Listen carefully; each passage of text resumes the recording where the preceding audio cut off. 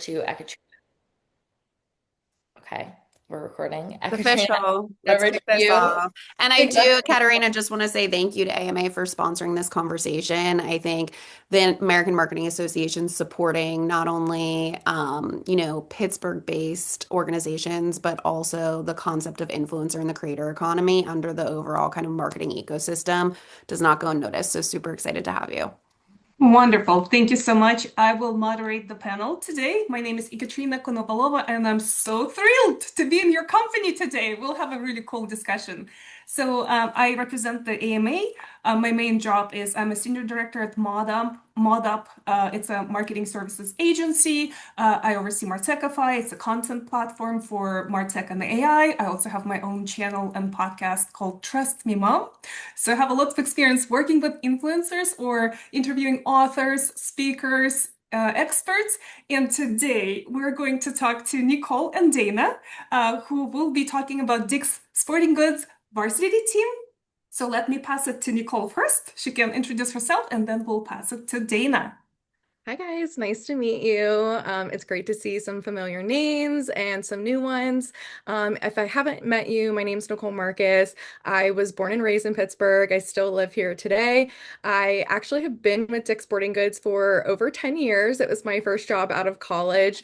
I know that's shocking to people every time I say that, but I spent 6 years on our social media team, really focusing on launching organic channels like Kalia, which was previously Kalia by Carrie Underwood, the Verse channel. I also managed paid campaigns, and we worked with nano influencers a bit there. And then in 2021, I shifted over to our influencer team, and really with the goal being to launch what everyone knows now as the varsity team, which started off as an employee-only program, and just keeps expanding every year. So really excited to chat more about that with you guys today. But yeah, I like to say I'm all things social media and influencer. And I'll pass it to Dana, who I'm so excited to have with us here today. She's actually one of the members of the varsity team. So really, really excited to have her insights and thoughts here too.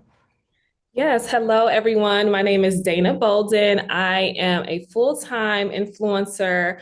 I've been full-time now for about over 8 years, but I've been in the industry for over 10 years. So before influencer was like a household name, now I was doing it as a passion and it has grown into this career that I'm so grateful to have. And like Nicole said, I am a part of the Diggs Varsity team. So I'm honored to be here. Amongst the influencer work that I do, I'm also a coach, business owner, mom of two. So I have a lot on my plate, but I'm just honored to be able to do the things that I love. Wonderful. Well, thank you everyone for the introductions. So let's talk about Dick's Sporting Goods varsity team and how did it evolve from an internal initiative to this big, exciting public program? Yes, absolutely. That's why we're all here. So after 2 years of running it as an internally employee-based only program, we really recognized the potential there. So this year in 2025, we expanded applications to really anybody who makes sport great. So coaches, athletes, fans of sport, and we received over 4,300 applications. Yes, we did vet them all. And it was extremely difficult to narrow it down to the 50-person roster that we have today. But I think that just really goes to show how much interest there is within this category of sport meets influencer. So we're really excited to expand the program more this year. Wonderful. And it sounds like it's a very successful program. What do you think contributed to its success? Why is it working? Yes, something we always say is let creators create. And, we like to provide them with guidelines to empower them, but really, the influencers know their audience the best. They know what performs the best. And for our employees, they know the products inside and out. And so what we like to do is give them that freedom to merge their expertise, and that really results in an authentic, high-performing piece of content. So just to reiterate, let your creators create, give them guidelines, but you want to work with them because of what they know and what they bring to the table. So try not to take that away.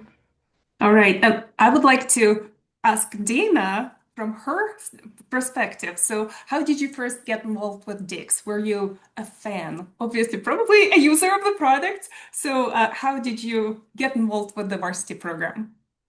Honestly, I think all of us are fans. If you are into sports, I think Dix is just a natural fit for anyone. For me, I grew up playing sports. I played basketball all my life. I went on to play Division 1 basketball, now coaching. Now I have two active kids. So literally I am in Dix every week. Like I was just in Dix the other day shopping for my daughter because she's starting her basketball tryout. So I'm just like a natural fan of Dix.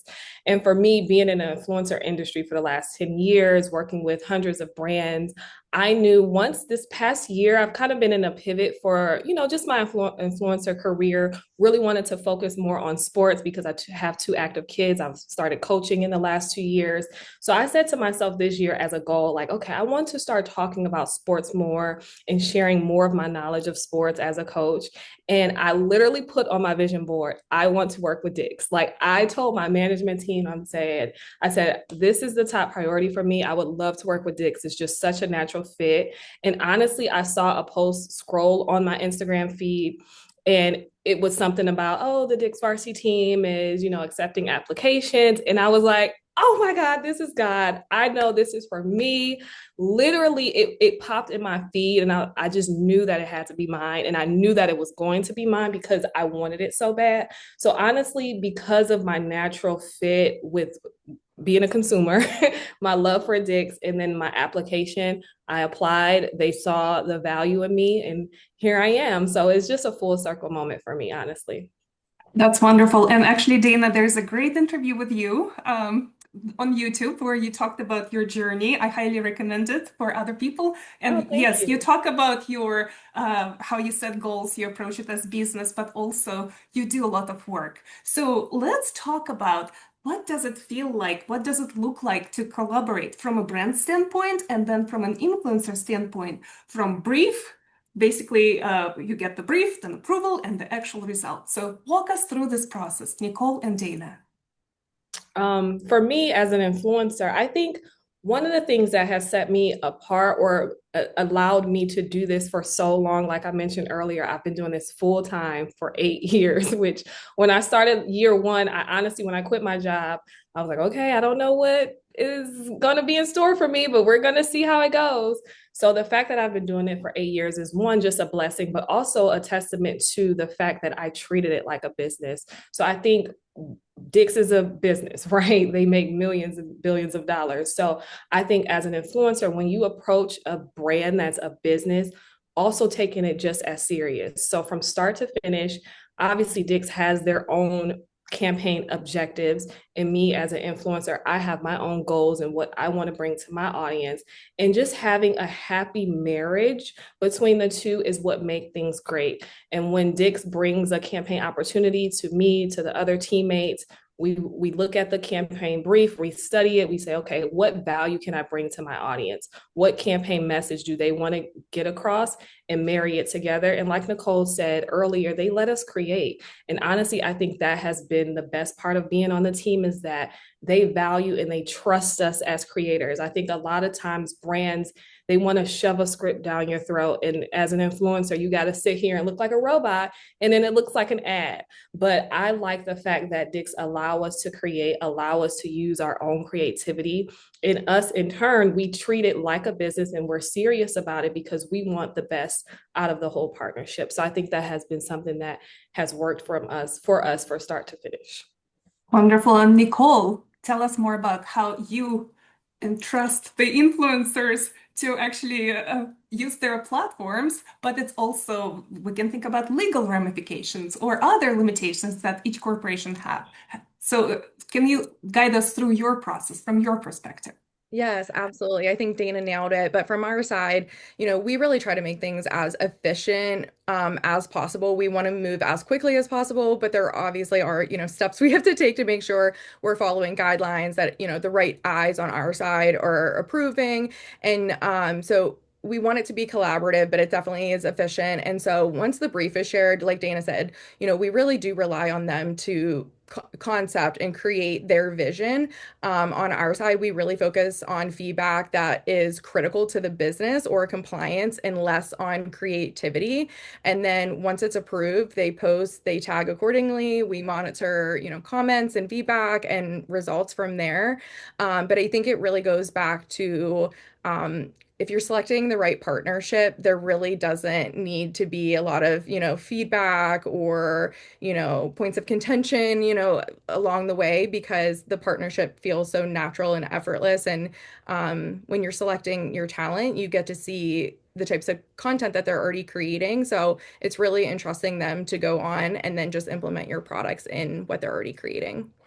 Wonderful. So obviously, this is an example of successful partnership. What about as we look at the next cohort of influencers who would like to work with you? How do you select and vet influencers? This is probably, I feel like, one of the most asked questions we get from the brand side. So there's definitely a couple of things that we look at. First being metrics. I mean, we have a key set of metrics that we look at, social metrics, and we have benchmarks that we like to keep against those. I would say something else is brand safety. So consider, the language that you're using, profanity, song choices. I like to bucket this one as authenticity. So one of the first things is when I look at an influencer's feed, can I authentically see our products in their feed? And you'd be surprised, a lot of times people reach out to us and say they're a perfect fit, and then, you go to their profile and you're like, I just can't see you in leggings and working out or something like that. So just making sure that we can see authentically how the product could fit into your content. If you already shop us, have you tagged us before? Something else that's really important is, can you tap into trends? So Dana mentioned, like, we don't like posts that feel like ads. We really empower the team to, which I know is difficult with, legal requirements around music, but how can they best take, what's trending, how their creativity and implement our product into it so that it doesn't feel so scripted. Another thing we look at is past partnerships. So who have they worked with in the past? How many partnerships are they accepting? When they do accept partnerships, does it feel organic or does it feel like an ad? A lot of times that tells us, gives us a vision into what content with them could look like with us. Is there a difference in engagement rate between their contracted and organic posts? And then if they work with any of our competitors, that's something we like to keep an eye on. There could be exclusivity issues. But we look at the whole gambit of things, and I think a lot of times the natural partnerships just bubble up to the top and feel really effortless.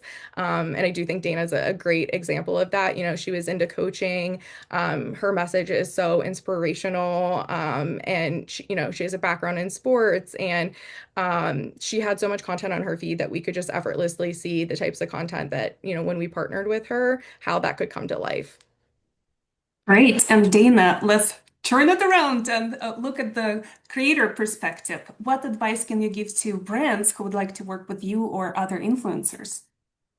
Honestly, similarly to what Nicole mentioned, it's just like natural fit. Honestly, it's like you you want to partner with influencers that you naturally can see representing your brand and your product, because ultimately it's a marriage, like I said before, and you're both representing each other. So you wouldn't pick a partner that doesn't fit any of your criteria. And if you do, it probably not going to last long. So you definitely want to pick someone that meets what you want and what you want to get out of it, so it can be just a happy partnership. That's very wise advice. Yeah, that's right. So now can we look under the hood a little bit and look at the internal workflow? Once a creator is selected, what does it look like? Nicole? Yeah, so for our longer term partnerships, this might not be a surprise, but we do a little bit more vetting. So beyond just my team, it will trickle up through our entire leadership team. If they are internal employees, then we loop in our HR team to help vet and review them through that side. Again, larger partnerships, longer partnerships, we also will partner with our PR team and their agencies to help just do another deep dive on everything everybody. And then from there, we move through negotiations, contracting, and from there. But it can get pretty lengthy in the process. But like Dana said, it is, we look at it as a marriage and we want to make sure, we know what we're getting into before, we get to the altar. Mhm. All right. Dana, do you have anything else to add?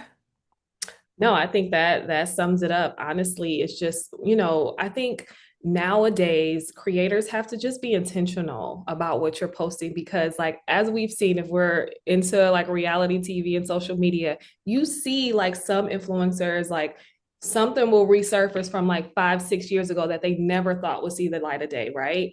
And I think as a creator, you just have to be intentional and, smart about what you're posting, especially if you want to get into the line of work where you are partnering with brands because I didn't even know this. Nicole just shared. They have people do huge background checks and PR and all of that, which I can understand because if we're representing Dick's, they want to make sure that we're not saying or doing anything that happened 5, 6 years ago that's going to resurface. So I think it's just so important as a creator to just be smart about what you're posting and obviously, just, post your best when you can.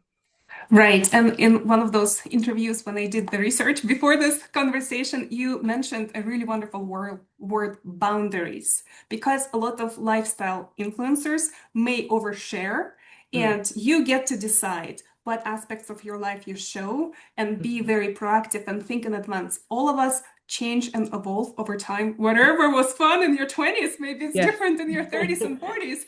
So that was a really good piece of advice to think about authenticity as well as how you show up in the long term, Mhm. if you also think about certain brand partnerships. So Yes. let's switch gears and talk about the art of a good pitch. I know we touched on it a little bit, but Nicole, of course, you probably get a lot of emails and solicitations. So tell us more about, uh, give advice to those eager influencers who want to work with Dix, how they can do it really well and professional. Yes, this is probably the second most asked question is like, what do we look for? And then when I reach out, what do you want to know? And like, how do we get in front of you?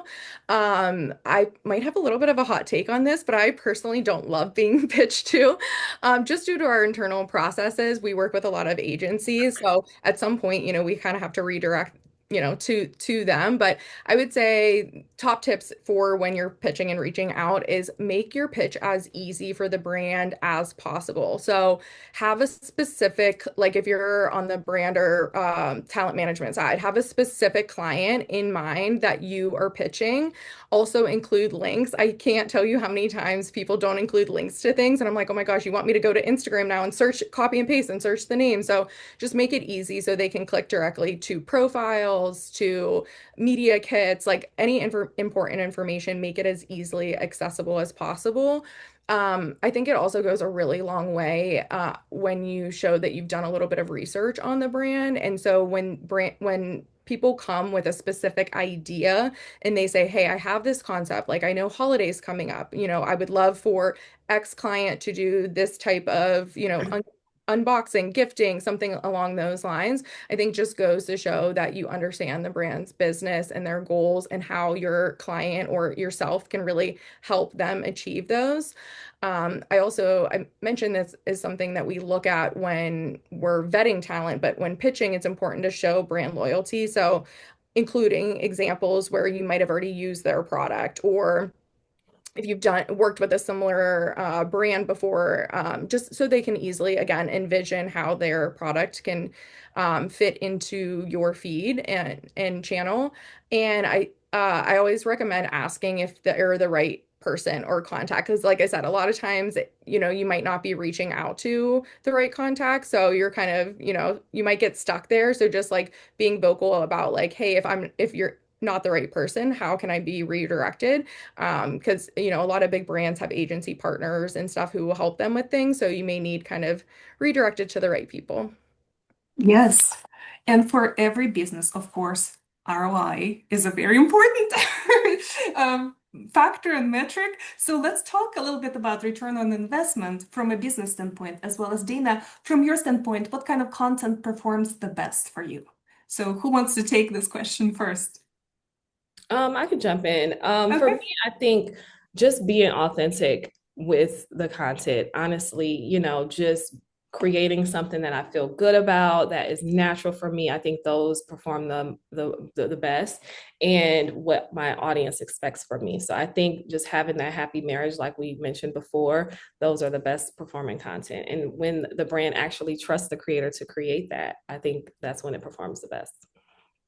And Nicole, what can you share from a business standpoint? Yeah, we definitely look at all the, social metrics, but I think Dana's right. It's creativity, and I think on our side, we really what excites us at the end of the day is yes, obviously big numbers, big metrics, but for me, something that I look at beyond just that is, what is the sentiment around the post or campaign? Like, if it's a vendor campaign, are my vendors excited? Are they chatting about it? Does a piece of creative get my internal teams chatting about it? I think that goes a long way. Like in Dana's case, her audience is super engaged and always like cheering her on and like supporting her paid campaigns. I think that's something that really excites us. So like, what are the audience saying too? So qualitative, information just as much as the quantitative is important. And I think it almost goes a further way sometimes because it's more difficult to move those conversations and get people talking about your creative rather than just, hitting a like or something like that. So for me, that's something I certainly look for when I'm trying to measure success of a campaign. If you don't mind, I Yeah. just want to touch on, Nicole, something you said a couple of times, because I think especially for the creators that are joining us, it's super important, is the fact that you're looking for being able to see yourself in their content. So actually, if you are a lifestyle creator or you're some type of niche, making sure that you're actually talking about brands so that brands can envision you talking about them. And then you also just chatted about you're looking to see, okay, is their community engaged when you are talking about brands? And I think that's something that a lot of creators miss that we see on our end is they're just out there creating great content. Maybe they have a great engagement rate, maybe they have a highly engaged community, but are they organically tagging and talking about brands and allowing brands to see themselves in their content? So I just wanted to flag that. I think that's something that a lot of people miss.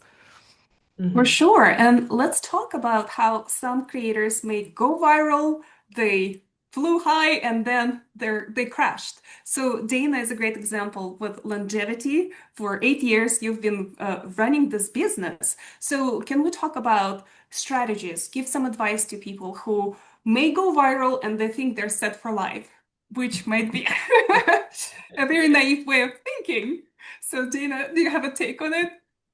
Yeah, I think of it like, I don't know, I like to use analogies sometime, like hitting the lottery, right? Like you can hit the lottery for $1 million and then you can blow that $1 million in a week if you're stupid with it, right? I think it's about how you leverage that $1 million. Are you investing? Are you stretching it out? Are you figuring out how you can be wise with the money, right? So even with going viral, it's like you can go viral and have all of these followers and win, but then it's like, okay, now what?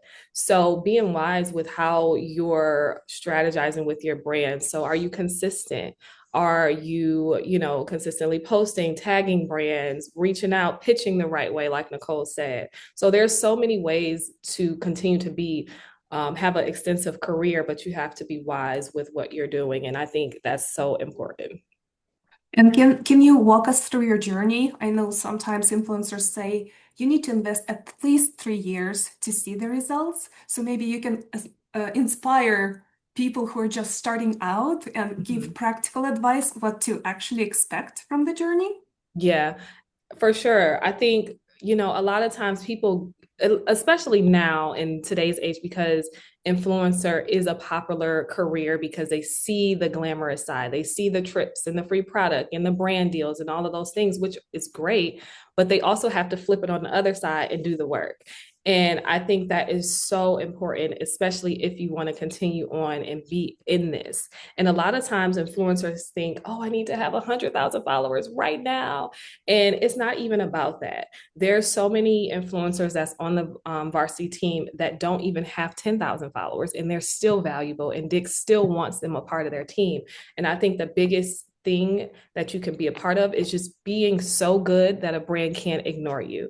I think that's the biggest takeaway, especially if you're in here and you have 2,000, 3,000 followers and you want to work with Dick's or any other brand. It's like, okay, how can I be so good that they can't miss out? That means I'm creating consistently, I'm tagging them, I'm doing actual content that they would want to repost and share. And Nicole can take back to her team like, wow, look at this creator. They created this good pair of content talking about these new Nike shoes or something like that. I think if you are strategic with how you're posting and what you're posting and being consistent with it, I think that's how you can continue to grow. And I think over the last 10 years, I've been able to be consistent with how I'm creating and the brands they'll reach out. So if you are so good, meaning you're showing up consistently, you're doing the work, you're researching, you're not just being complacent, you're jumping on lives like this and being in cohorts where you're learning consistently and you're open to want to learn, I think you're going to go far in this career for sure. Yes, and can you share what kept you going when things got tough? Because you mentioned you had a vision board, obviously you had faith in yourself.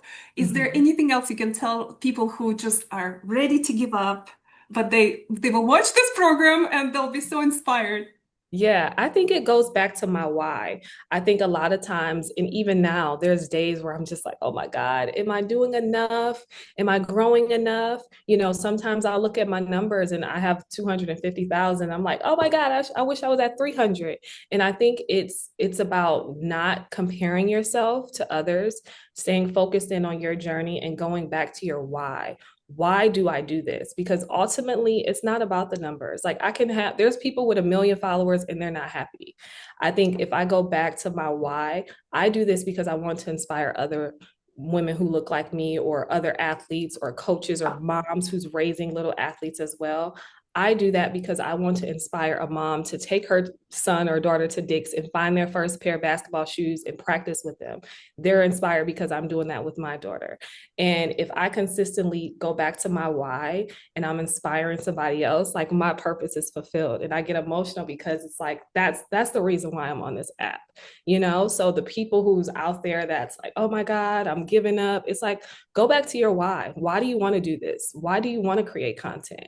Because if that why inspires you to get up every day, that's what's going to push you when times get hard. Oh, I love it. And Sarah and Mackenzie, do you have anything else to add since you were working with other creators? I had a question for Dana after hearing just kind of about your strategy. I love how you really bucketed out like these are the things that you can be doing every single day to really make your content stand out. Has your strategy changed? You've been doing this for 8 years. Mm-hmm. What were you doing 8 years ago versus now? What worked then that maybe isn't working now and vice versa? I'm just curious because the landscape changes so quickly. Oh my gosh, You don't see a lot of people who literally, it have been has. doing this for so long. Yeah. It's crazy. Like I look at sometimes like back when I first started, I remember I used to take pictures every single day. I would have a photo shoot every single day because that's what Instagram was. Like I Yeah. had to take pictures. It was no video. Imagine now you can just open up your phone and say, "Hey guys, today I'm doing X, Y, and Z." Like that was not existent back then. So I had to curated. have scheduled photo shoots. So like looking back then, I rarely take as many photos now because it's so focused on video and reels. But now it's transitioning to getting back into photos and carousels. So now I'm thinking, okay, how can I incorporate more carousels or written storytelling in my feed? And it's so funny because when I announced that I was doing the Dick's, I got accepted for the Dick's varsity team, I decided to do a carousel over a reel, which I like scrolled through my journey. I think it's pinned on my feed, but I loved it so much because I told a story within that. And I think that's something that resonated well. And it went back into like, okay, let me start doing carousels more because that's more trending now. So I think for me, it's just like seeing what's working and going to that. So it's really studying because everything is it's changing so fast. So I think for me, just staying with the times, reels, carousels are what's popping right now. So that's something that I'm trying to incorporate more in. How do you do that though? Like, how do you keep your finger on the pulse to be like, oh, okay, like I'm gonna take a break from Reels and try a carousel now, just for the people who are trying to keep up. The algorithm moves so quickly.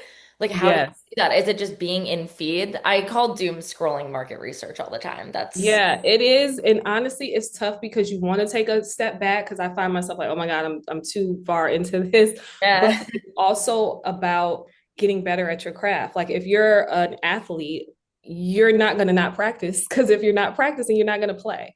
So I call that practicing, just getting out there, looking and seeing what's popular, but then also putting stuff out there because if you're not putting anything out there, then you're never going to score. Like, so it's like testing the feed and, putting things out and seeing what's working, looking at creators that's similar and say, okay, this is working. Let me try this for myself. Or now they have test reels and all of those things. So it's just utilizing the tools and then also being a part of things like this community.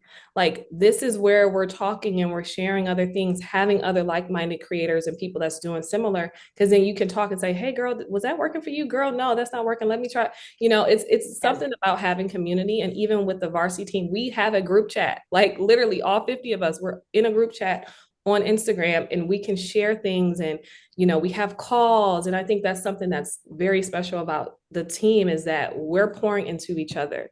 Dix is investing in us and they're spending their time. Nicole is spending her time and all of our other campaign managers on the team, they're investing hours to say, hey, we're going to have a coaches call and say, hey, this is what's working. This is something we're seeing. So I think being a part of communities that's pouring into you equally helps you win as well. So you Well, have to be able to do the work and then listen as well.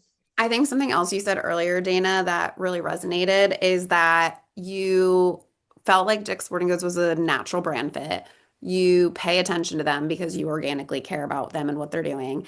And then you saw the varsity program and you decided to apply. I think that's something that a lot of creators can take note from because it seems so obvious and simple. But I think what we hear from brands over and over again, no matter what size, is that when creators are reaching out to them or creators are shooting their shot and pitching, they're not paying attention to anything that they've been doing. So, like, the brand could be talking about, I don't know, let's say Dick's Sporting Goods is only talking about Kalia or Kalia, and the creator's shooting a DM and being like, hey, I really want to like support you with a different brand. And it's like, hey, if you actually paid attention, their Instagram, their website, their email marketing would tell you that this is clearly a brand priority. And so the fact that you are doing social listening, inherently as a creator, I think is super important too.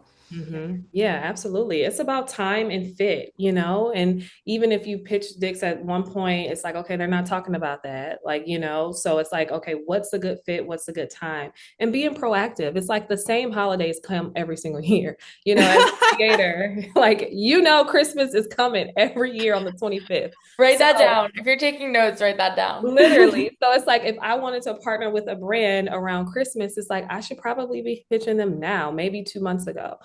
Start to think about like what can I leverage if, Dick's they're going to be obviously a go-to place for the sports enthusiasts for holidays. Like how can I get ahead of it and say, hey, get your holiday shopping done at Dick's. This is what I want to provide this brand. So it's just really being smart, being proactive and staying, at the pulse of brand campaigns and opportunities for the brands that you love. Something Yeah. I'll add there too, Dana brought up a really good point, is a lot of times people come to us way too late, and in corporate America, we're Yeah. starting holiday in summer. So, I mean, Mhm. see like, the Halloween stuff out in stores in August, like we're, on that same pace. So getting to us ahead of time. Something else that I just want to reiterate because I'm so passionate about it, and Dana mentioned it, is also smaller creators. Like there is 100% a place for creators of all sizes and for big brands like us, we definitely value like content creation, and we realize people are just starting off somewhere. And if you're an expert in your sport, in your category, and you're creating really great content and you're passionate, that's definitely something that we consider. It's not just about how many followers you have, it really is about the community that you build as well. So just wanted to reiterate, that there is a place for smaller creators, that we don't just look for larger creators because we're a bigger brand. And I think sometimes that discourages, smaller creators from posting, but I really just think you have to put yourself out there and continue. And just to kind of continue on with our, marriage comparison here too, I think you have to build a relationship with the brand, like pitching them straight out. You can't expect, a relationship or, a collab to happen right from that. So I would really think about building a relationship, and Dana did that so well. Like she literally, like I could see in her feed, like that she was passionate about us, and like she was, I think she even had a post on there about your vision board, and I could see that, and it almost was like I felt like I was like almost like fulfilling someone's dream from the brand side too. So just like putting yourself out there and building that type of relationship and kind of, saying that, I think goes a long way to be able to get the ultimate partnership at the end.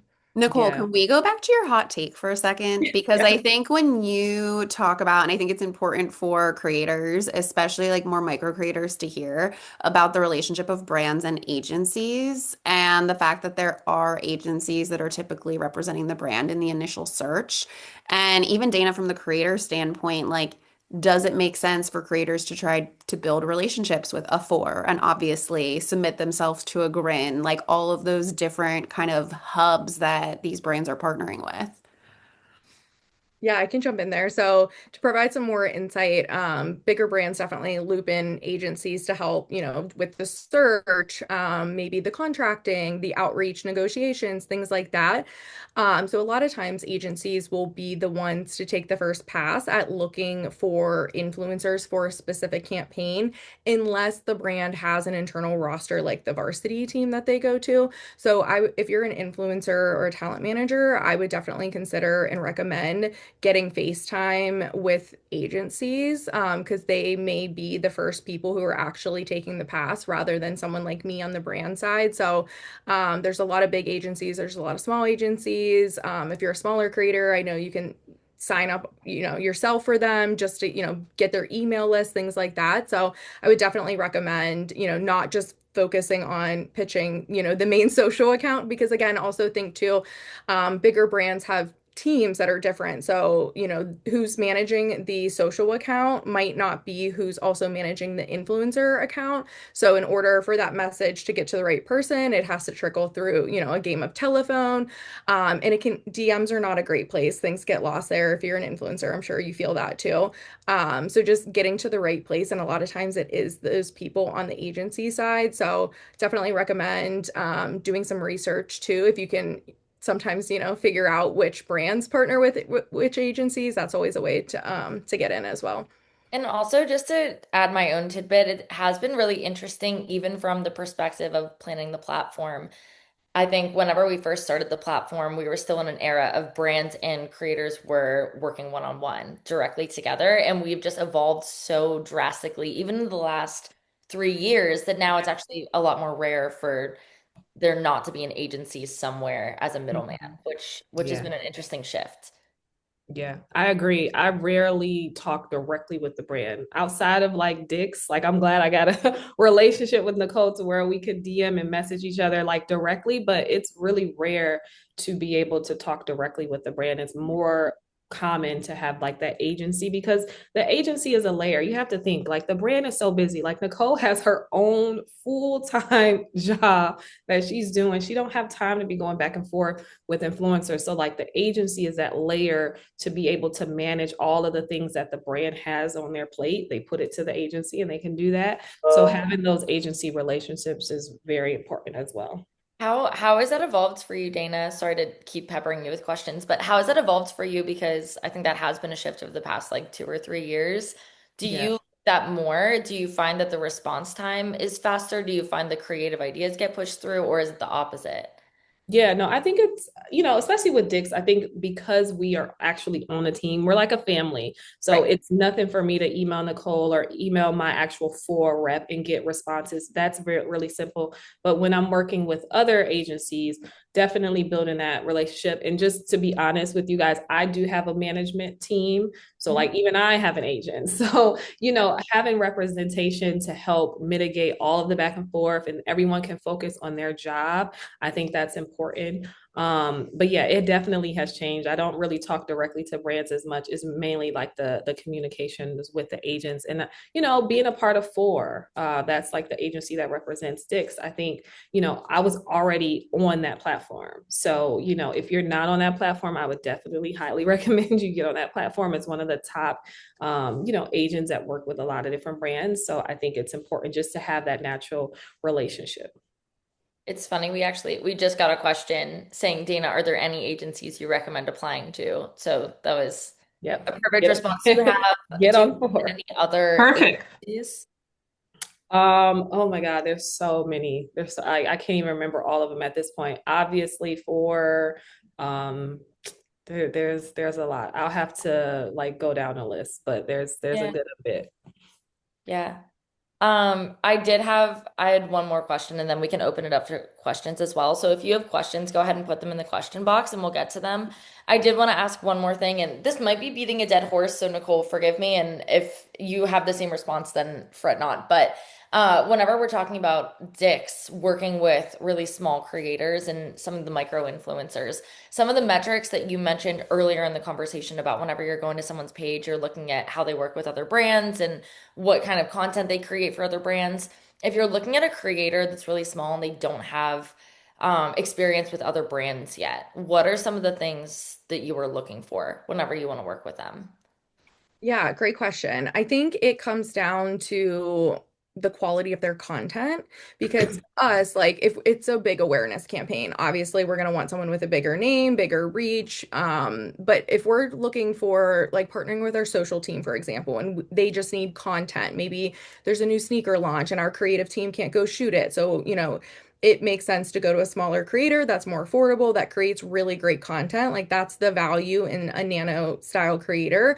And I think it's fine if they haven't had existing partnerships before. But to Dana's point, I think you have to think of it like a business. Your Instagram is your portfolio. So when a brand goes to your page, even if you are a small creator and you don't have a lot of experience, I would act like you do and create content, the type of content that you're hoping to get. So pretend that if you want to work with X brand, okay, holidays coming up, what type of content would you create for them? That content should be living on your page.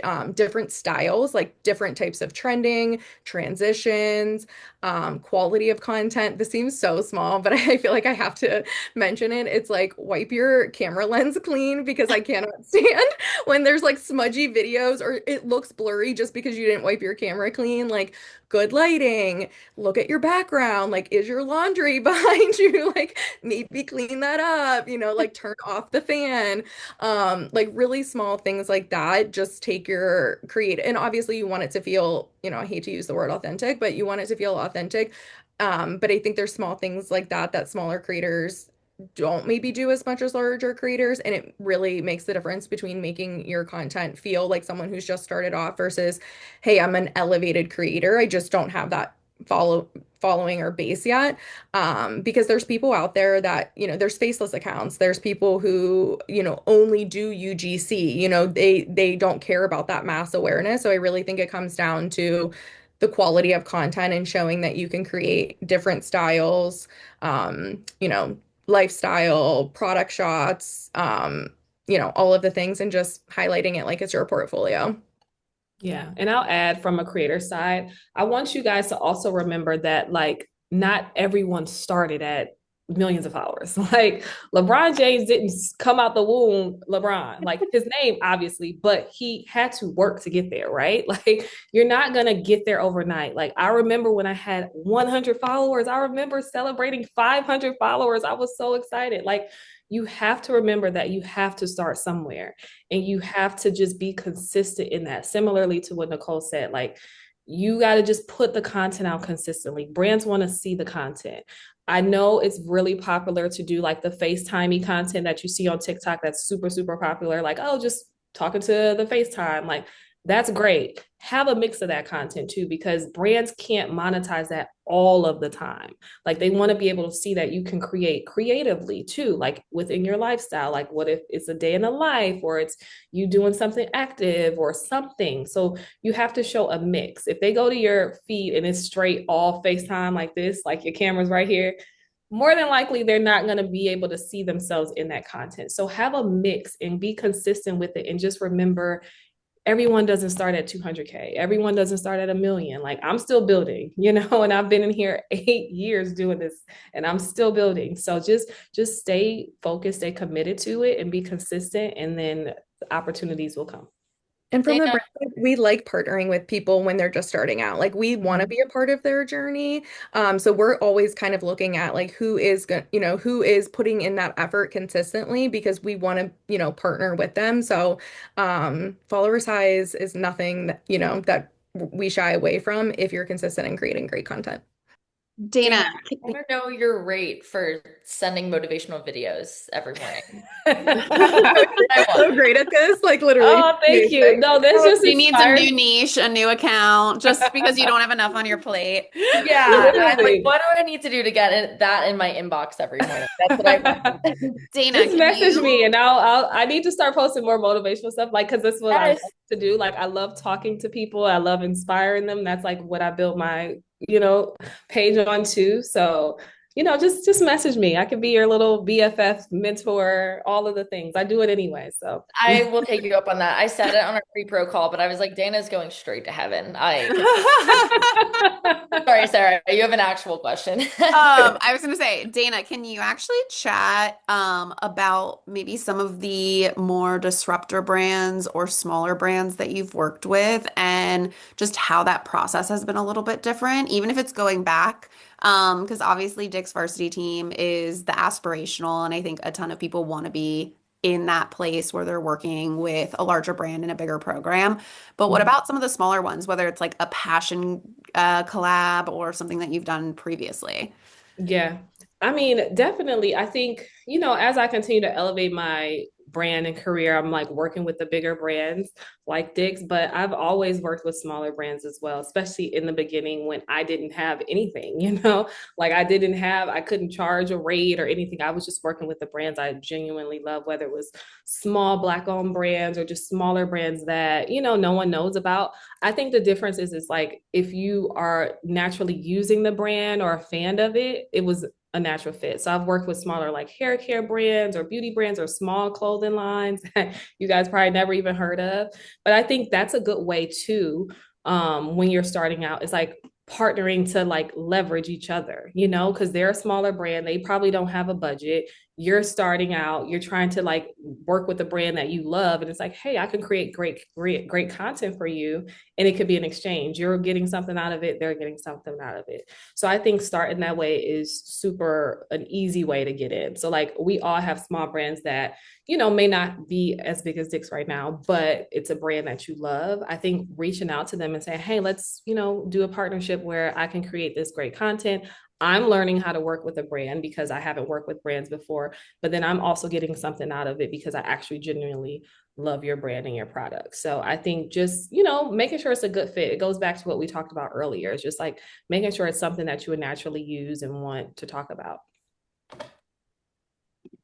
And Okay. there is a question. Yeah. Sarah, do you want to read it? No, go for it. Oh, well, there's a question from Elliot. We often like to have influencers involved in street team efforts on college campuses. Any advice for setting creators up for success in those spaces? Great question. I'll go first, Dana. Please add anything if you have it. With setting up any type of new program, whether it be on campuses, at headquarters, I think you need to really have your approach, plan, strategy in line first. Everyone wants to jump to going live, getting results, what worked, but even at Dix, we took a crawl, walk, run approach, which, even during that time, I was like, oh, I wish we could move faster. But I think that was the right move to go through all the legal things, go through all the HR questions, make sure our store managers felt good. And so for you, for this, I would definitely look into, legally, like where they can film on campuses, things like that. What are your hashtag requirements? Make sure you have your process in place, your timeline, who's reviewing, things like that.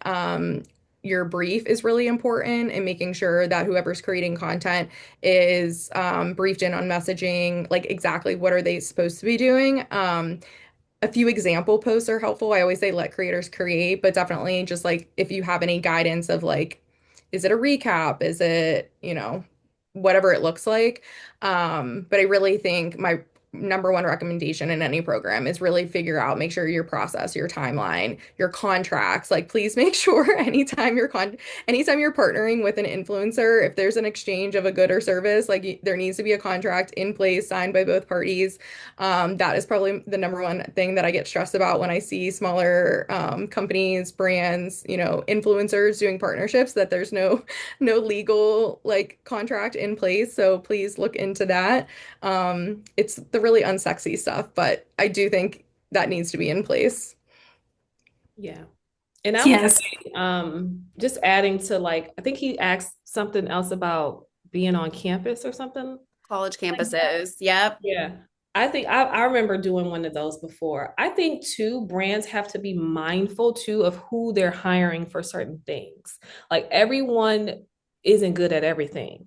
And I think when it comes to in-person and live events, not everyone is an in-person and live person. They may just be a digital creator and they're not one that could be on something like this, talking to people or in live events. So I think making sure the influencer is comfortable in doing that, because you have to engage in person. Are they like super shy and they're going to be sitting in the corner like, hey, So like really making sure you're picking the right creator for the right thing. And I think that's a huge like tip for a brand, is just making sure you're vetting who you're hiring for certain things, because they can be really great creating in their home, but then when it goes to doing something in person, they're a little bit more reserved. So just making sure you're knowing what they're best at for each opportunity.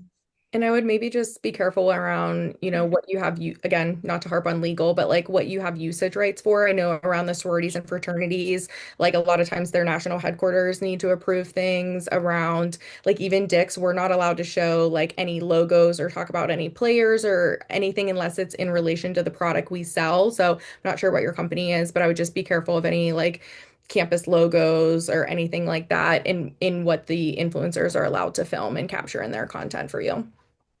And Yeah, you we have a girls couple. be free Oh, music. I just wanted to say, guys, quickly, we only have a few minutes left, but as we said earlier, Nicole is on so many of these large panels. Dana doesn't have access to her DMs. You have access to really smart brains right now. If you have a question, I would ask it. This is your opportunity. I think that it's rare to be able to get access to Nicole and Dana's brain. So we only have a few minutes left, but I had to say that. If there are any other questions, speak now or hold your peace. well, I have one last question from me. So while we're waiting for people to type it, let's talk about where the creator economy is headed. What are the future trends? Ooh, okay, good one. I'm super focused on LinkedIn right now. Like you said, I've been going to a lot of panels, and every conference I go to, everyone else is also really focused on LinkedIn. So that's something I'm certainly focused on, especially it feels like such a natural storytelling space for the varsity team with our employees being a part of it. So I kind of feel how people felt about TikTok, back in 2020, 21 when it was up and coming. Like early adopters are going to do really well on TikTok, especially if it makes sense for your brand or niche. And I'm also personally very interested in tracking um, the crossover between influencers and entertainment. So there's a lot of social stars that came up on TikTok and Instagram that are now really crossing over into mainstream media. I can't legally mention any of the names of the shows, but I'm sure you know what I'm talking Bye. about. But I just think it's really interesting that the social space and the influencer space is really either creating mainstream media and new shows like reality TV shows, or they're kind of being brought in to help revise and revamp existing shows. And there is a dancing baseball team that I'm very interested dancing baseball team that I'm very like interested in, and just their crossover and how they're changing sports and really taking, a sport that, started very locally to their hometown and now is being streamed on major networks, and they're really now shaping, even the MLB. So I just think that crossover between influencers and the social space into entertainment and mainstream is very interesting and currently evolving. So it's fun to watch. I know we're at time, but real quick, Dana, we just got a question about when did you get management and any good tips on picking a manager? Mm. I got management, so I've been doing this 8 years full time. I got management probably 2 years into when I was doing it full time. And I think one, doing it full time is the key. Because again, like this is a business, it's a job. I wouldn't be wasting my time or even wasting my money because you pay management like a percentage of what you get if you're not bringing in enough, right? It has to make sense for you to where it's like, okay, I need the help. So I would say when you're doing it full time, you're, making enough to where it makes sense for you to actually leverage out to have the help.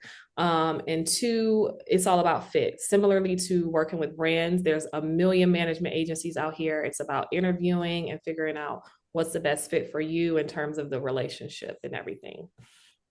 Any like one or two questions you would ask during an interview with a talent manager? Honestly, I would ask them like what they see in me in terms of like, okay, how can you help my career? I think that's huge. It's like Mhm. because I get pitched almost every other day with management agencies I'm say, hey, we sure. would love to manage you. It's like, okay, but it's like, okay, what do you see in me and why? And how can you elevate my brand? Love I love that. love that question, Sarah. Yes. Thank you, Dana. Perfect. So, Sarah and Mackenzie, do you want to close the conversation? So we're at the hour. Any Yes. final parting remarks? First off, Katarina, thank you so much. You did such a great job. We really appreciate, again, the American Marketing Association. Can look forward to continue working together. And I think, again, just making sure that the influencer and creator economy space is represented in the marketing world is so important and a big step to continuing to propel things forward. And Nicole, Dana, thank you so much for your insights. Nicole, you've been such a good friend of the cohort. Dana, we're lucky to have you and continue to learn from you as well. And thank you to everyone for joining. Steelers Tailgate is coming up in a few weeks. Link is in our bio and on our website in thecohort.com. And then, as Mackenzie mentioned, in November, we're doing an event that's literally going to be crafting for the holidays. So, super casual, just an opportunity to build community, like Dana mentioned. So, excited to do that. And then, platform tickets are on sale and live. So, Mackenzie already teased some of the panelists that we're locking in, but there's going to be some insanely smart, cool, funny, unhinged, open people in the room to ask questions and build relationships with. This is a small taste of what that looks like. So excited to kind of bring you guys along for the ride. Thank you for having us. Thank Thank you, you, Thank you. guys. Such a everyone. good conversation. Thanks, ladies. So Yeah. great. Thank you, guys. Bye. Thanks, Bye. everyone.